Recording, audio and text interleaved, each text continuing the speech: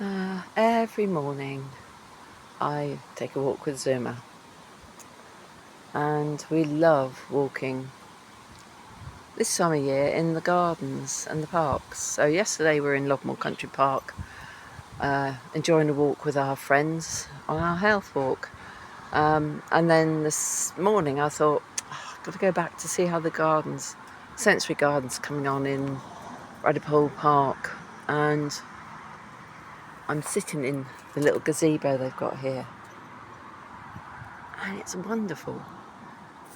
You could even sit on here in a wet day, really. But you can see some apples on the tree there, and I've just been looking at all the plants that are growing. Zuma's a bit impatient for me to walk on. I'm just going to stand up and just do a little bit of a walk, because you can see, wow, look at all this. And this is designed for people to actually make some plants up. And there's some lovely sayings around the garden as well. This has all been planted with sort of rockery plants, which is really nice to see, because I don't suppose you expect to see that in these sort of gardens, but they're all sensory and colours and textures and things like that to help everybody enjoy the garden. This is the one that you probably will visit quite often through the year, and as you can see, I don't know if you can see, but the bees are here, because not only is this sensory, but it's also where the bees love to come. They just love these type of plants. So I'm going to continue my walk round, and as the garden matures, all the shrubs that have been planted, and there'll be more every time I come here, I find something different that's been planted, or it's grown because it was planted and I just didn't quite see it. Lovely bench area here, but you can sit and enjoy a chat with your friends. I mean, what a brilliant space if you are a book club, or you want to do a bit of knitting or whatever. It's just a lovely area where you can actually sit and enjoy.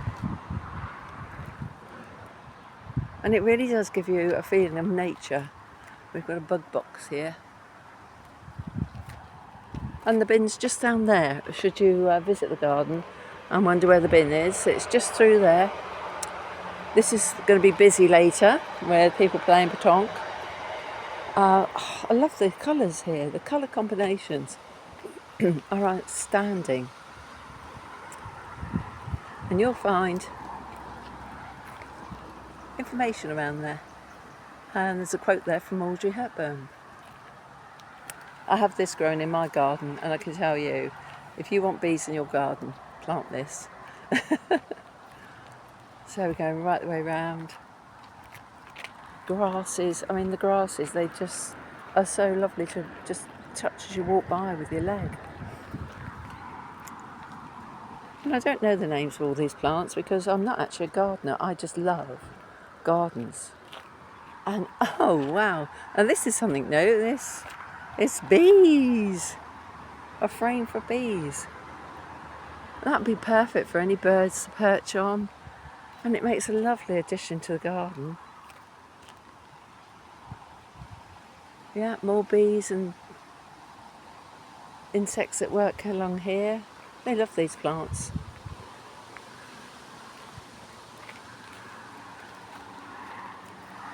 And then we've got climbers climbing up the frames, so eventually this will just become a sensory arch as you walk through.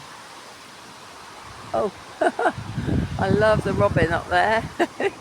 Might not be real, but there'll be plenty of them around. And we've also got a way to tell you where the wind's blowing from, with a lovely owl sitting on there. Oh, and a bee. I don't know if you can see that. There is a bee there floating around. And yeah, there's really nice little bits of decoration. And of course you've got your information wheels here. So now we're back to the sensory garden bit again.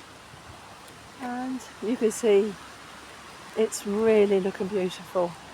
When they first opened, it was just recently planted, and now you really can see the full beauty of this space. And yeah, what a place to be able to sit. So if you have not visited yet, come and see the Sensory Garden, walk through the gardens and walk on into the areas where there's all sorts of sports that all age groups can join in.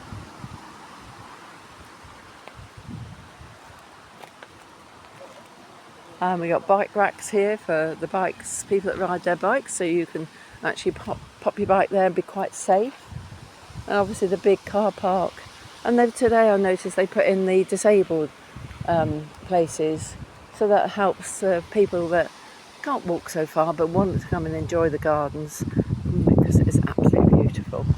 Got the team down here working again this morning, and the information boards along the cafe. Don't forget to read those, because it really does give you the history.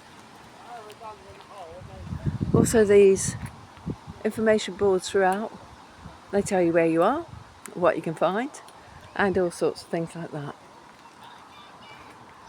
There is a bin in the children's playground, so if you do bring a picnic, you can pop the rubbish in the bin or take it home with you if you want to. And yet again, all inclusive, because we've got all the British Sign Language information along here, so that you can help teach your children or teach yourself how to communicate with people that maybe have got a speech problem.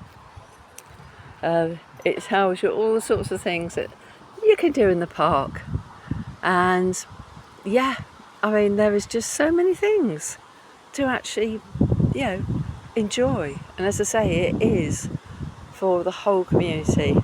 And as I do, I keep fit with my dog, meet up with my friends, and we'll have a walk together. And during the sort of out of season, when the children are back at school, we probably will organise a few walks through here with our dog friends. In this area, we do ask you to keep your dogs on the lead right the way through, but the other side of the playground is dogs off lead, obviously under control, because we have got the main road there. And the cafe will be open. I know they're in there preparing the day for you to come and enjoy some lovely food, the delicious hot coffee in Mama B's. And when they're open, we have the toilets next door, which is a great addition to the park, especially for our mums and maybe the more mature members of our group or of our community. Anyway, I hope you've enjoyed our look around. I love this area any time of year, and yeah, it is one of my favourite places to walk.